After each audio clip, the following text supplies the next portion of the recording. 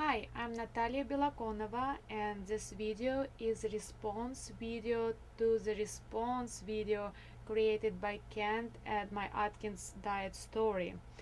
First of all, I would like to thank everybody who sent their comments to me to my video, and I always welcome, as Kent call it, positive criticism.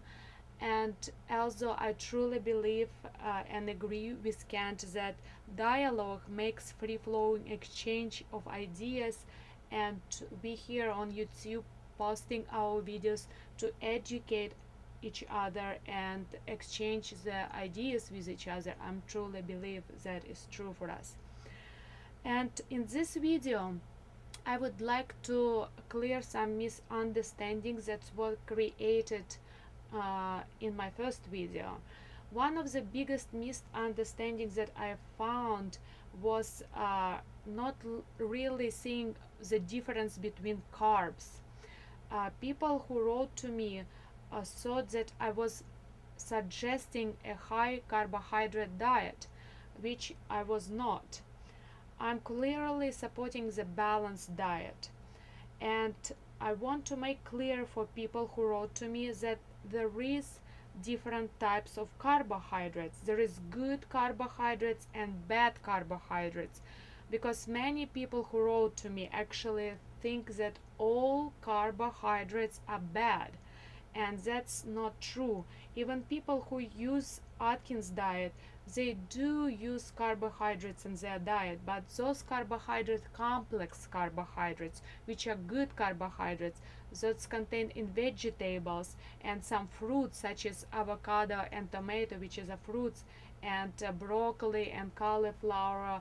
All these vegetables contain carbohydrates, and they included in the Atkins diet, so those are good carbs.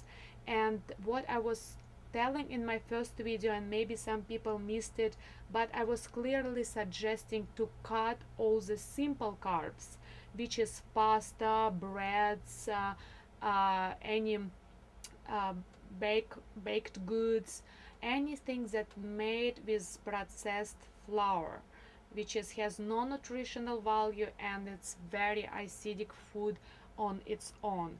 So I just want to make clear that people understand that there is good carbs and bad carbs, and you cannot cut all carbs out of your diet. The second misunderstanding that was created in my first video is the part when I was talking to people about going to the Atkins diet, and then I said, but then you have to stop doing Atkins diet and change your lifestyle permanently. What I meant by that, at the beginning of the video I said that it's very good to start your diet with the Atkins diet if you have to, actually, because most of the American diet, standard diet, consists of the simple carbohydrates, and those are very addictive because they have tendency to fluctuate your sugar level in the blood up and down, and it looks like a roller coaster. So every time you hit the bottom, you crave more sugar, and it creates very strong addiction for the simple carbs and for the sugar. And Atkins diet is a great way to break this addiction because it's totally cutting off all the simple carbs and sugars from your diet, so you have chance to level the blood sugar level your blood sugar evenly without those spikes up and down, and you're breaking this addiction to the simple carbs and sugars, and that's a great thing, and that's what makes people to lose a lot of weight and feel better.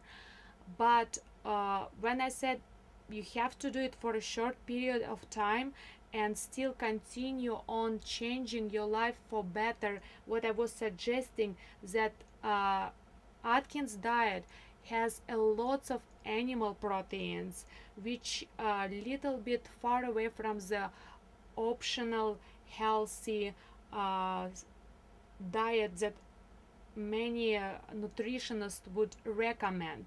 you need eventually, after you're done with the Atkins diet and you achieved certain goals that you wanted and you break that addiction habit to the sugars, start to incorporate even more vegetables in your diet and maybe substitute some of the animal proteins with plant source of proteins such as nuts and seeds and legumes and beans and soy, tofu, those things. So you still have your proteins, you still have complex carbs, and maybe start incorporating complex carbs in form of the grains, but those grains should be whole grains, not processed grains, which has that create very good pH balance in your body. High animal protein intake actually creating a lots of acidity in your body. That's why many health conditions comes from, because acidic body creates the ground for the bacteria to grow and the ground for many diseases to appear in your body in the long term run. So one of the books actually I would recommend anybody to read is a book by Dr. Robert O. Young, his book called Sick and Tired, and that explains pH balance in the body very well, and it gives you examples of the foods that create a lots of acidity in your body, and meat and processed carbohydrates on the top level of creating acid in your body. So that's the reason why many diseases can appear in your body if you stay too long on the Atkins diet. Now was a question or questions, I would say, written to me, and Kent asked me the same. Where do you get your information from?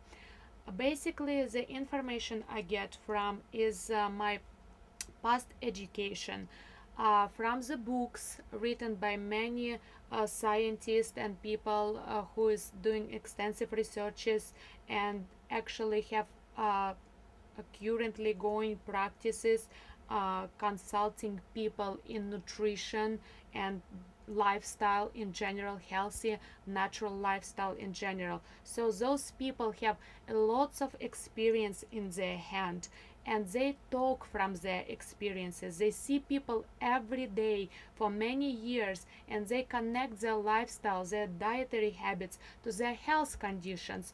So it's like basically conducting a long-term scientific study and see why certain foods create certain conditions and why the lack of certain minerals and vitamins create certain conditions in our health.